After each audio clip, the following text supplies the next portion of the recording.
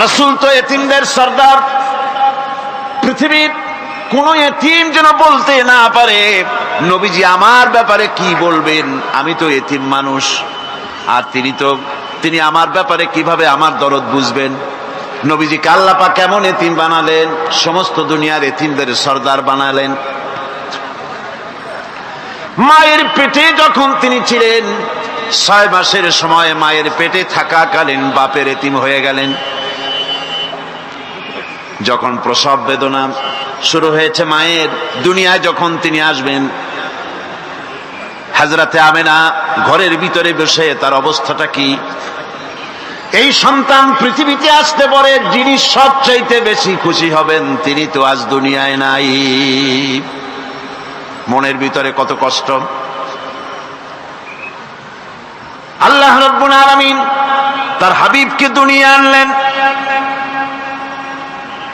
রাসূলের দাদা ঘরের সামনে তাঁবুর সামনে দাঁড়ায়া তায়েফ থেকে আগত সাদিয়া গোত্রের লোকদেরকে বলতেছেন, এই ঘরের ভিতরে একটা এতিম বাচ্চা আছে, বেশি টাকা কড়ি দেওয়া যাবে না, যদি দয়া হয় নিয়ে যাও।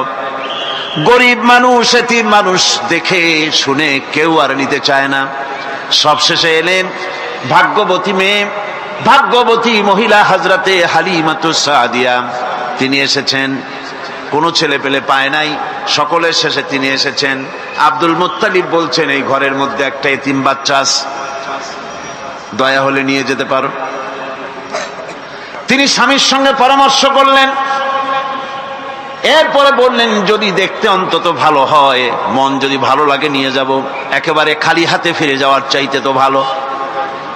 হযরতে হালিমা বলেন, আমি ঘরের মধ্যে প্রবেশ করলাম, মা আমেনার কোল থেকে শিশু মুহাম্মদ সাল্লাল্লাহু আলাইহি ওয়াসাল্লামকে যখন আমি কোলে নিলাম, আমি হুজুরের চেহারার দিকে নজর করে দেখলাম, আমার কাছে মনে হলো যেন পূর্ণিমার চাঁদটা আমার কোলে ধরা দিয়েছে। রাসূল কি শিশু মুহাম্মদ সাল্লাল্লাহু আলাইহি ওয়াসাল্লাম কি যখন নিয়ে বাড়ির দিকে রওনা হলাম, যে গাধা আমার সকলের পেছনে এসেছে সেই গাধা এখন সকলের আগে ছুটে চলে যায়। এরপরে বাড়ি যখন নিয়ে গেলাম, কুয়ায় পানি বাড়লো, গাছে ফসল বাড়লো, খেজুর গাছে খেজুর বাড়তে লাগলো, জমিনে ফলন বেড়ে গেল।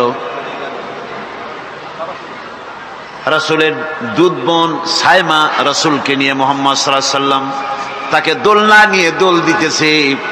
কি আশ্চর্য অবস্থা! সাইমা তাকে দোল দিচ্ছে আর বলতেছে, বেঁচে থাকুক মুহাম্মদ সাল্লাল্লাহু আলাইহি ওয়াসাল্লাম, সে দীর্ঘজীবী হোক। কবি লিখতেছেন, কি আশ্চর্য কথা, বেদুইন বালিকা কারে নিয়ে দোল দেয় সে কি তা জানে?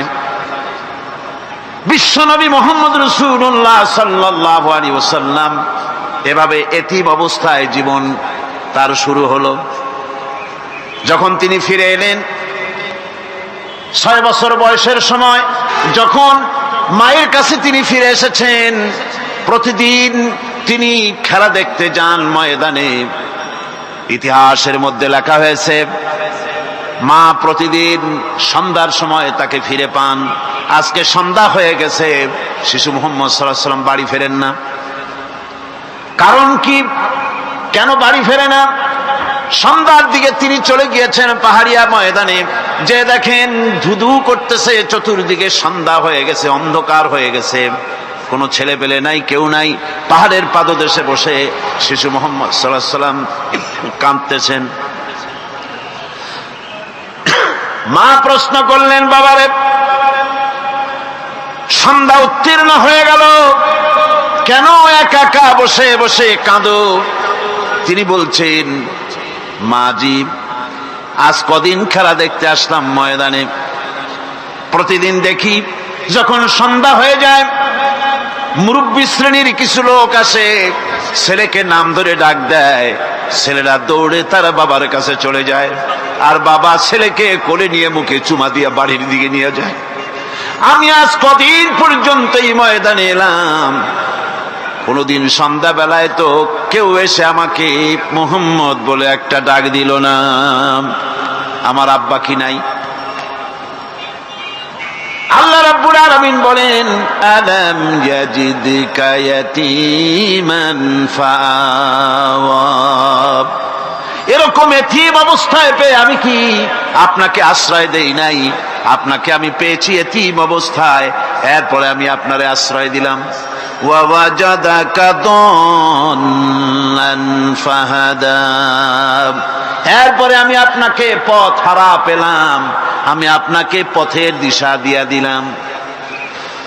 ওয়া ওয়াজাদাকা আইলান ফাআগনা, এরপরে আমি আপনাকে দরিদ্র অবস্থায় পেয়েছি, তারপরে আমি আপনার দারিদ্র মুক্ত করেছি আপনাকে।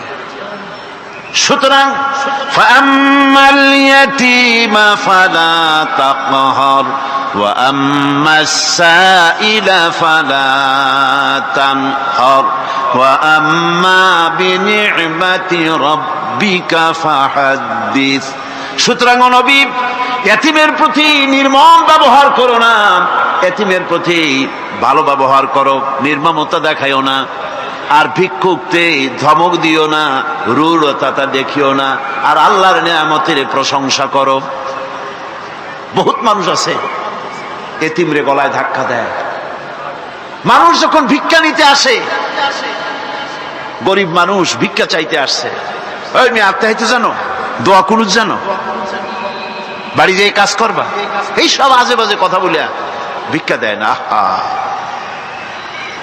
সাইলকে ধমক দিতে রাসূল করিম সাল্লাল্লাহু আলাইহি ওয়াসাল্লাম নিষেধ করেছেন, সাইলকে ধমক দিও না। গাড়িতে বসে যাচ্ছেন সাহেব, ট্রাফিক মোড়ে যখন সিগন্যাল জ্বললো, গাড়িগুলি দাঁড়ায় গেল, ফকির এসেছে, হাত নাই পাও নাই, বুড়া মানুষ, একটা পয়সা বার করে না। আবার এই মানুষটি ওই ফকিরকে ধমক দিয়া বার করে দিল। এরপরে এই লোকটি যখন কোনো মাজারের কাছে পৌঁছে গেল, 500 টাকার কড়কড়ে নোটটা ফেলে দিল। বলেন টাকা দরকার কার? মরা মানুষের না জিন্দা মানুষের? কার দরকার? যার টাকা দরকার ছিল তারে দেওয়া হলো না, যার দরকার নাই তারে দেওয়া হলো। এরপরে লোকটা না খেয়ে যখন মারা গেল, পথের ফকির, রাস্তার ফকির, না খেয়ে মারা গেছে। এরপরে তার কাফনের কাপড় নাই, লোকটাকে রাস্তার উপরে শোয়া একটা ছেঁড়া কাপড় দিয়ে ঢেকে রেখেছে। বড় লোকেরা, সাহেবরা তখন গাড়ি দাঁড় করে আর 5টা টাকা 2টা টাকা করে তার লাশের উপরে মারতেছে। এটা মানবতার এর চাইতে লাঞ্ছনা, মানবতার জন্য এর চাইতে গঞ্জনা আর কিছুই হতে পারে না। মানবতার প্রতি লাঞ্ছনা, এর থেকে আর দুর্গতি কি হতে পারে? বেঁচে থাকার সময় 1টা টাকা আপনি দিলেন না, মরে যাওয়ার পর বিদায় হয়েছে বালাই, এখন দেওয়া শুরু করেছে। আমার বন্ধুগণ, এজন্য এতিমের প্রতি দরদ করার জন্য আল্লাহ পাক কোরআনের ভিতরে পরিষ্কার বলেছেন। রাসূল করিম সাল্লাল্লাহু আলাইহি ওয়াসাল্লাম নিজে এতিম ছিলেন, আর এতিমের প্রতি তার এত দরদ ছিল, একবার তিনি ঈদের দিকে নামাজ পড়ার জন্য যাচ্ছেন। প্রতিমধ্যে দেখেন একটা বাচ্চা ছেলে কাঁদতেছে। এই রাস্তায় কত মানুষ গেল, কেউ দাঁড়ালো না থমকে, বাচ্চার ক্রন্দন কাউকে থামাইতে পারলো না। কিন্তু বিশ্ব নবী, দয়ার নবী রাহমাতুল লিল আলামিন বাচ্চার কান্না দেখে পাও বাড়াতে পারলেন না। নবীজি দাঁড়ায় গেলেন, জিজ্ঞেস করেন, ও বাচ্চা, ঈদের দিনে কাঁদো কেন? ঈদের দিনে তো কাঁদতে নাই। বাচ্চা বলে, তোমার কাছে বলবো না, আমি সেই সকালবেলা থেকে বসে আছি, আমি যদি মক্কার আব্দুল্লাহর পুত্র মুহাম্মদ রাসূলুল্লাহ সাল্লাল্লাহু আলাইহি সাল্লামকে পাই, মনের দুঃখ তার কাছে বলবো। বিশ্ব নবী জমিনের উপরে বসে পড়লেন, বাচ্চারে কোলের উপরে উঠায় বলেন, বাচ্চা বলো কি তোমার দুঃখ? তুমি যার জন্য বসেছো আমি তো সেই এতিম নবী, কি বলতে চাও? বাচ্চা বলতেছেন, ইয়া রাসূলুল্লাহ, আমার বাবা মারা গেছে সেই ছোট্টবেলায়, একেবারেই তখন মায়ের পেট থেকে আমি আসার পর বাপ মরে গেল, আমার মা আর একজনের সঙ্গে বিয়ে বসেছে, সেই পুরুষটি আমারে দেখতে পারে না, আমার মা যদি আমারে কোলে করে এসে সহ্য করতে পারে না, আমারে চুমা খাইলে সহ্য করতে পারে না, আমারে খাবার দিলে মা মার খায়, আজ ঈদের দিনে রাতে আমার মা আমাকে বলল, বাবারে তোমার কপাল খারাপ, তোমার বাবা মারা গেছে, তোমাকে সাহায্য করার কেউ নাই, আমি তোমার যত্ন করতে পারলাম না, কোলে নিয়ে সুমাও দিতে পারি না, আমার এমনই কপাল খারাপ। সুতরাং এতিমের দরদ এতিম ছাড়ার কেউ বুঝবে না। তুমি আজ চলে যাও, ওই রাস্তায়, ঈদের রাস্তায় দাঁড়ায় থাকো, মাঠের রাস্তার পাশে, বিশ্ব নবীর কাছে তোমার দুঃখ বলো, এতিমের দুঃখ তিনি বুঝবেন। আমি মায়ের কথা মতো এই জায়গায় এতক্ষণ বসে আছি, হুজুর আপনি দয়া করে, আমার কথা তো আপনার কাছে বললাম, আমার মনের এই দুঃখ। নবীজি বাচ্চার কথা শুনতেছিলেন, চোখ দিয়া পানি পড়তেছিল। বাচ্চাকে বুকের সঙ্গে জড়িয়ে ধরে নবীজি বলেন, ও এতিম, মুহাম্মদ সাল্লাল্লাহু আলাইহি ওয়াসাল্লাম যদি তোমার পিতা হন আর হযরতে আয়েশা যদি তোমার মা হয়ে যায়, বলো তোমার মনের দুঃখ মেটে নাকি? ছেলে ডুকরে কেঁদে উঠলো আর বলল, ইয়া রাসূলুল্লাহ, আপনি যদি আমার পিতা হন আর আয়েশা যদি আমার মা হয়ে যায়, এর থেকে বড় সৌভাগ্যের আমার তো আর কিছুই নাই। নবীজি এতিমকে বাড়ি নিয়ে গিয়ে হযরতে আয়েশার হাতে তুলে দিয়ে বললেন, আয়েশা রে, পবিত্র ঈদের দিনে আল্লাহ রাব্বুল আলামিন তোমার জন্য একটা উপহার পাঠিয়েছেন, এটা যত্ন করো। এতিমের প্রতি দরদ রাখার জন্য আল্লাহ রাব্বুল আলামিন বলেছেন, এতিম, মিসকিন, বিধবা, অসহায় লোক, তাদের প্রতি যাতে করে মুসলিম সমাজ লক্ষ্য রাখে, সেজন্য আল্লাহ পাক নির্দেশ করেছেন। বুখারী এবং মুসলিম শরীফের হাদিসে এসেছে, আস-সাই আলাল আরমালাত ওয়াল মিসকিন কাস-সাই ফি সাবিলিল্লাহ। বিধবাদের জন্য, মিসকিনের জন্য কেউ যদি কোনো উদ্যোগ গ্রহণ করে, কেউ কোনো সাহায্য দেয়, জিহাদের ময়দানে জিহাদ করে আল্লাহর রাস্তায় যে সওয়াব পাওয়া যায়, যে মর্যাদা পাওয়া যায় আল্লাহর কাছে, এতিম, মিসকিন, বিধবাকে সাহায্য করলে সেই সওয়াব আল্লাহ রাব্বুল আলামিন আমলনামায় দিয়ে দেন। আমাদের প্রিয় নবী এতিম মিসকিনদের খুবই ভালোবাসতেন। ভালোবাসতেন তার নিজের চাকর হযরত যায়েদ ও আনাস রাদিয়াল্লাহু তাআলা আনহুকে। সে সম্পর্কে এখন আলোচনা করা হচ্ছে। তার চরিত্রই প্রমাণ করে, নবীদেরকে বাইয়ানাত দেওয়া হয়েছে, এমন চরিত্র, আচার আচরণ দেওয়া হয়েছে যাতে করে লোকেরা অভিভূত হয়ে যায়, আকৃষ্ট হয়ে যায়। হযরতে যায়েদ, তিনি তো কৃতদাস ছিলেন, হারায় গেলেন বাপ মা থেকে, আর এরপরে কুদরত তারে মুহাম্মদ সাল্লাল্লাহু আলাইহি ওয়াসাল্লামের ঘরে উঠায় দিল। তিনি তখন আল্লাহর নবী, তখনও নবুয়তের দায়িত্ব পান নাই।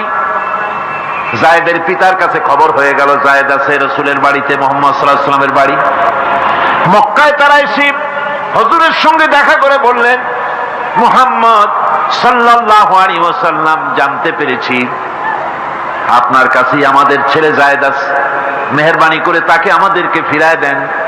হুজুর বলেন, যায়েদ যদি তোমাদেরকে চিনতে পারে আর যদি যেতে চায়, আমার পক্ষ থেকে কোনো আপত্তি নাই, অবশ্যই যাবে। তবে যায়েদ যদি যেতে না চায়, আমি এমন লোক নই যে কেউ আমার কাছে থাকতে চাইলে আমি জোর করে তাকে ঠেলেও দিতে পারি না, আমি তেমন লোক নই। পিতা বললেন, আপনি অবশ্যই যুক্তিপূর্ণ কথা বলেছেন। হযরতে যায়েদকে আনা হলো।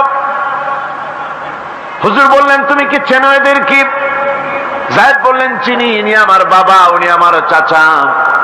যায়েদের পিতা বলেন, বাবারে বাড়ি চলো, তোমার মা কেঁদে কেঁদে হয়রান, চলো বাড়ি যাই, বাড়ির যা কিছু আছে সব তোমাকে ফিরিয়ে দেওয়া হবে। হযরতে যায়েদ বলতেছেন, পিতা,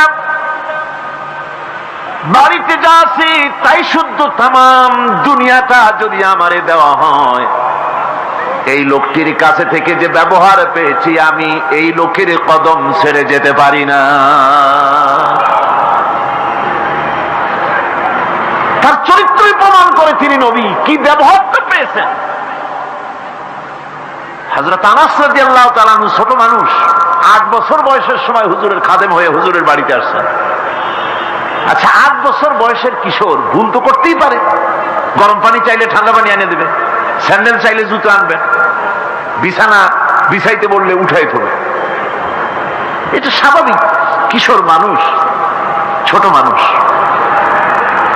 এবার শুনুন, বাইয়ানাত কারে বলেন? নবীদের বাইয়ানাত আল্লাহ যে দিয়েছেন সেটা কি জিনিস?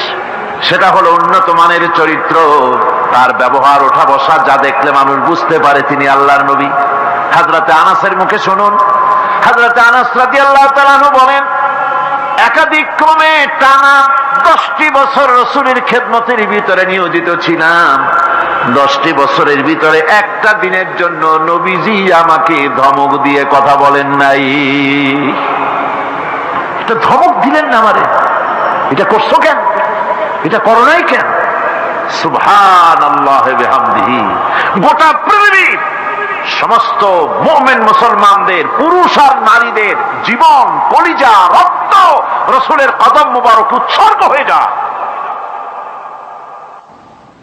মহান রব্বুল আলামিনের কাছে তার হাবিব রাসূলুল্লাহ সাল্লাল্লাহু আলাইহি ওয়াসাল্লামের ছিল বিশেষ মর্যাদা। আসুন আমরা সে সম্পর্কে আলোচনা শুনি। আমার ভাইরা, রাসূল পাক সাল্লাল্লাহু আলাইহি ওয়াসাল্লাম আল্লাহর নবী এমন এক মহান সত্তা ছিলেন যে তিনি দোয়া আল্লাহর দরবারে হাত উঁচু করতে দেরি আছে, কিন্তু দোয়া কবুল হতে দেরি নাই। হিজরত করে মদিনায় এসেছেন, নামাজ পড়তে দিল চায়, কাবা শরীফের দিকে ফিরে যদি নামাজ পড়তে পারতাম দিলটা বড় ভালো লাগতো, কিন্তু হাত উঁচু করে মোনাজাত করতেছেন না, আল্লাহর কাছে বলতেওছেন না যে আল্লাহ তুমি আমার কিবলাটা বাইতুল মুকাদ্দাস থেকে ফিরাইয়া মক্কা শরীফে বাইতুল্লাহর দিকে ফিরাইয়া দাও। মুখেও বলতেছেন না, মনেও না, শুধু আকাশের দিকে বারবার তাকাচ্ছেন, মোনাজাত করেন নাই। মনে মনে আশা পোষণ করতেছেন যদি এমন একটা ওহী নাজিল হয়ে যেত। আল্লাহ রাব্বুল আলামিন সঙ্গে সঙ্গে রাসূল জোহরের নামাজ পড়তেছিলেন, 2 রাকাত পড়া হয়ে গেছে, এমন সময় ওহী নাজিল হয়ে গেল, ক্বাদ নারা তাকাল্লুবা ওয়াজহিকা ফিস সামা। ও নবী, আমি দেখতে পেয়েছি বারবার আপনি আকাশের দিকে তাকাচ্ছেন। সুবহানাল্লাহ, আমি দেখতে পেয়েছি। ফালানুওয়াল্লিয়ান্নাকা কিবলাতান তারদাহা ফাওয়াল্লি ওয়াজহাকা শাতরাল মাসজিদিল হারাম। আর দেরি নাই, আপনার মনের আশা পুরা হয়ে গেছে, এক্ষুনি আপনার কিবলা পরিবর্তন করুন। হুজুর 2 রাকাত পড়েছিলেন বাইতুল মাকদাসের দিকে ফিরে, বাকি 2 রাকাত তিনি মক্কা শরীফের কাবা শরীফের দিকে ফিরলেন। আজও পর্যন্ত সেই মসজিদ আছে, সাক্ষ্য দিচ্ছে নবীর কথা কিভাবে মঞ্জুর হয়। মসজিদে কিবলাতাইন মদিনা মুনাওয়ারায় সে মসজিদ আজও আছে। ভাইরা আমার, রাসূল পাক সাল্লাল্লাহু আলাইহি ওয়াসাল্লাম এত বড় মর্যাদা সম্পন্ন ব্যক্তিত্ব, মহান ব্যক্তিত্বের উম্মতের মধ্যে আল্লাহ আমাদের শামিল করেছেন। শুকরিয়া স্বরূপ আমরা পড়ি আলহামদুলিল্লাহ। জোরে সোরে পড়েন আলহামদুলিল্লাহ। আমার ভাইয়েরা, মর্যাদা এত বেশি আল্লাহ রাসূলকে আল্লাহ রাব্বুল আলামিন দান করেছেন। এই পৃথিবীতে কোন মানুষের সঙ্গে যদি আপনি বেয়াদবি করেন, তিনি আপনার বাপ হোক, তিনি আপনার মা হন, অথবা আপনার উস্তাদ হন, অথবা আপনার পীর হন, যে কেউ হোক না কেন, কারো সঙ্গে যদি কোনো বেয়াদবি হয়ে যায় তো শুধু একটা বেয়াদবি ছাড়া আর কিছুই না। কিন্তু নবীজির সঙ্গে যদি কেউ বেয়াদবি করে, সেটা শুধু বেয়াদবি থাকে না, কুফরি হয়ে যায়। কি হয়ে যায়? কুফরি হয়ে যায়। রাসূলুল্লাহকে কেউ তাওহীন করলে, অসম্মান করলে, সমালোচনা করলে কাফের হয়ে যায়। যারা বলেন কি হয়ে যায়? কত বড় মর্যাদা! রাসূল পাক সাল্লাল্লাহু আলাইহি ওয়াসাল্লাম, তার সামনে সাহাবায়ে কেরাম বসা, হুজুর কথা বলছেন, সাহাবায়ে কেরাম তারাও কথা বলছেন। কথা বলতে বলতে এক পর্যায়ে সাহাবীদের গলার আওয়াজ বড় হয়ে গেছে, হুজুরের গলার আওয়াজ শোনা যায় না, সাহাবীদের গলার আওয়াজটা বড় হয়ে গেল। আল্লাহ রাব্বুল আলামিন এতটুকুর বরদাস্ত করলেন, আমার নবীর গলার আওয়াজের চাইতে তোমাদের আওয়াজ বড় হলো কেন? সঙ্গে সঙ্গে ওহী নাজিল হয়ে গেল। আল্লাহ রাব্বুল আলামিন বলেন, ইয়া আইয়ুহাল্লাযীনা আমানু লা তারফাউ আসওয়াতাকুম ফাওকা সাওতিন নবী। ও বিশ্বাসীরা, খবরদার, তোমরা যারা ঈমান এনেছো শোনো, তোমাদের গলার আওয়াজ যেন আমার নবীর গলার আওয়াজের চাইতে বড় না হয়ে যায়। যদি তা হয়, আনতাহবাতা আমালুকুম, জীবনের সমস্ত ভালো কাজগুলি আমি আল্লাহ বরবাদ করে দেব। আজ পর্যন্ত এই আয়াতে কারিমা রাসূল পাক সাল্লাল্লাহু আলাইহি ওয়াসাল্লামের রওজায়ে আতহারের সামনে সবুজ সাইনবোর্ডের উপরে সোনার অক্ষর দিয়ে এই আয়াতে কারিমা লেখা রয়েছে সুবহানাল্লাহ। সর্বকালের, সর্বযুগের সর্বশ্রেষ্ঠ মহামানব, সর্বশ্রেষ্ঠ বিশ্বনবী, আল্লাহর পরে যার মর্যাদা, তিনি হচ্ছেন মুহাম্মদ রাসূলুল্লাহ সাল্লাল্লাহু আলাইহি ওয়াসাল্লাম। রাসূলুল্লাহ সাল্লাল্লাহু আলাইহি ওয়াসাল্লামের প্রতি মহান আল্লাহর ভালোবাসার অন্যতম নিদর্শন হচ্ছে মেরাজ। এর মাধ্যমে আল্লাহ রাব্বুল আলামিন তার বন্ধুকে নিজের সান্নিধ্যে নিয়েছিলেন। এখন আমরা শুনব সেই মেরাজের কাহিনী। দুলির ধরা থেকে রাসূলকে আরশে আজিমে নিয়ে যাওয়া হবে। বোরাক এলো। বোরাক হচ্ছে বারকুন থেকে উৎপত্তি।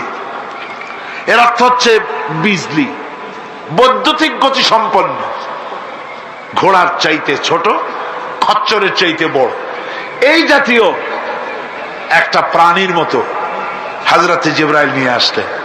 আমাদের দেশে কারো কারো বাড়িতে আয়নায় বান্ধানো থাকে এই ছবিটা। ঘোড়া আছে, দুইটা ডানা আছে, মাথাটা মেয়ে লোকের মতো, চুলগুলো ঝুলে পড়ছে, নিচে লেখা আছে হাজা বোরাকুন নবী সাল্লাল্লাহু আলাইহি ওয়াসাল্লাম। আন্দাজে কোথায় পাইছে আল্লাহ, মিথ্যে কথা, বাজে কথা। আল্লাহ এরকম একটা মেয়ে লোক মার্কা ঘোড়া পাঠাইছিল হুজুরকে নেওয়ার জন্য, এটা কথা হইল। রাসূলকে মক্কা থেকে, উম্মে বাবে উম্মে হানি থেকে হুজুরকে বের করে নিয়ে যাওয়া হলো বাইতুল মাকদাসে। সমস্ত পয়গম্বর, দুনিয়া আল্লাহ যাদের পাঠিয়েছিলেন, সমস্ত রূহ উপস্থিত ছিল সেখানে। রাসূল করিম সাল্লাল্লাহু আলাইহি ওয়াসাল্লাম এখান থেকে মেরাজ করলেন। এতটুকু ছিল ইসরা। কোরআনে কারীম বলছে, আজকের কারি সাহেব যেখান থেকে তেলাওয়াত করেছিলেন, সুবহানাল্লাযী আসরা বিআবদিহি লাইলাম মিনাল মাসজিদিল হারামি ইলাল মাসজিদিল আকসা। সুবহানাল্লাযী, সমস্ত দুর্বলতা, অক্ষমতা থেকে মুক্ত সেই সত্তা যিনি তার বান্দাকে ইসরা করিয়েছেন, মেরাজ করিয়েছেন। সুবহানাল্লাহ। সমস্ত দুর্বলতা, অক্ষমতা থেকে মুক্ত তিনি পার করে নিয়ে গিয়েছেন। তারপরে মুহূর্তের ভিতরে মহাশূন্য পাড়ি দিয়ে, সেই মহাশূন্য মানে কি? এইখান থেকে সূর্য কত দূরে জানেন না? 9,30,00,000 মাইল দূরে এখান থেকে সূর্য। সেই সূর্য, তারপরে রয়েছে গ্যালাক্সি, মিল্কি ওয়ে, গ্রহ নক্ষত্র, সে যে কত দূরে, যে সমস্ত তারকা, এমন বহুত তারকা আছে যে তারকা সৃষ্টির পর তার আলো পৃথিবীর মাটি আজ পর্যন্ত স্পর্শ করে নাই, অথচ আলোর গতি প্রতি সেকেন্ডে কত মাইল? 1,86,000 মাইল। এই 1,86,000 মাইলের সেকেন্ড, এর মিনিট, এর ঘন্টা, এর দিন, এর সপ্তাহ, এর মাস, এর বছর, এটাকে বলা হয় লাইট ইয়ার, আলোকবর্ষ। সেই তারকা তৈরি হওয়ার পর কত সহস্র সহস্র লাইট ইয়ার চলে গেল, আজ পর্যন্ত সেই তারকার আলো পৃথিবীর মাটি স্পর্শ করতে পারে নাই। তাহলে সেই তারা কোথায়?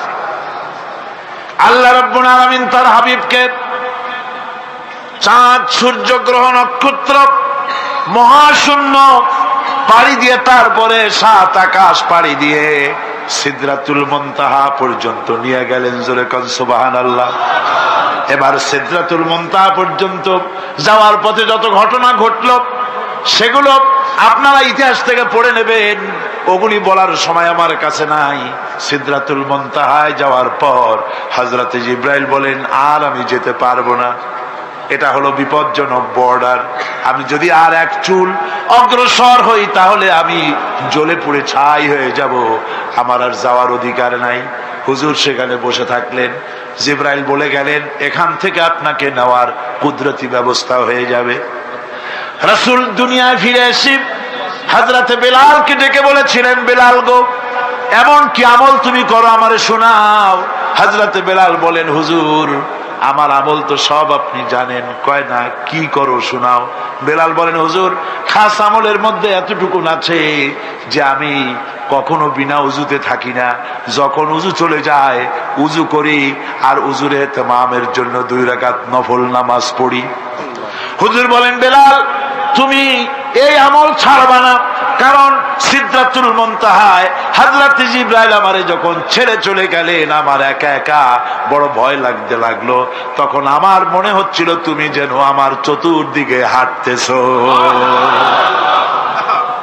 আমার ভাইরা, রফরফ নামক বিছানা চলে এলো। কুদরতি এই বিছানায় চড়ে নবীজি আল্লাহ রাব্বুল আলামিনের দরবারে আরশে আজিমে পৌঁছে গেলেন। জোরে বলেন সুবহানাল্লাহ, জোরে বলেন সুবহানাল্লাহ। যেখানে পৃথিবীর কোন মানুষের যাওয়া সম্ভব নয়, গোটা পৃথিবীর মানুষের মর্যাদা আল্লাহ পাক বাড়ায় দিলেন, আরশে আজিমে হুজুরকে নিয়ে গেলেন। তারপরে তিনি কথাবার্তা হুজুরের সাথে কি বললেন সেই কথাগুলি নিয়ে আমাদের দেশে কথা হলো এই যে হুজুরকে নিয়ে আল্লাহ 5 ওয়াক্ত নামাজ দিছিলেন তো 50 ওয়াক্ত।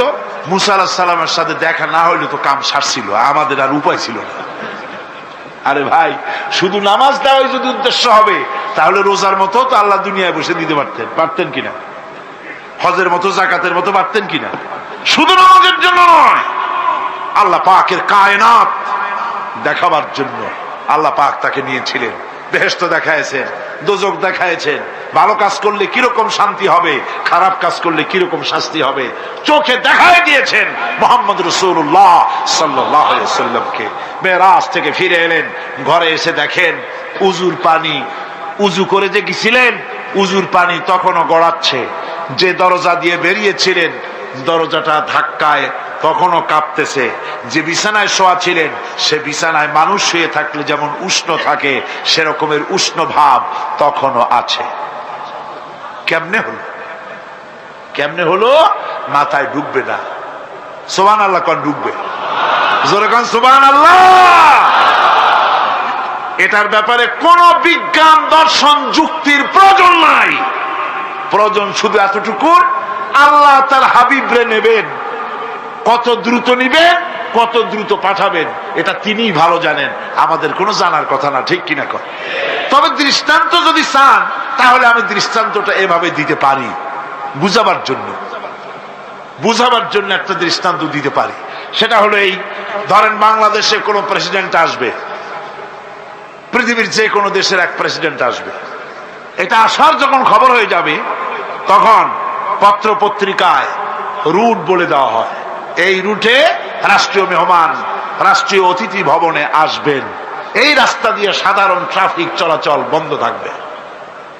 এয়ারপোর্ট থেকে নিয়ে রাষ্ট্রীয় অতিথি ভবন পর্যন্ত মেহমান না আসা পর্যন্ত সমস্ত ট্রাফিক চলাচল বন্ধ। মেহমান পৌঁছে যাবে, তারপরে আবার স্বাভাবিক ট্রাফিক চলবে। এটা জানেন কিনা? এইটা যদি পৃথিবীর সামান্য সলিমদ্দি কসিমদ্দি এই জন্য বলছি আজ আছে কাল নাই, ঠিক কিনা গণ। আজ মন্ত্রিত্ব গেল, কালকে রাস্তায় দাঁড়ায় বলবে রিকশাওয়ালা আমার একটু নেওয়া, বাজারে মাছ কিনতে যাব, ঠিক কিনা। সুতরাং এদের তো কোনো মর্যাদা নাই।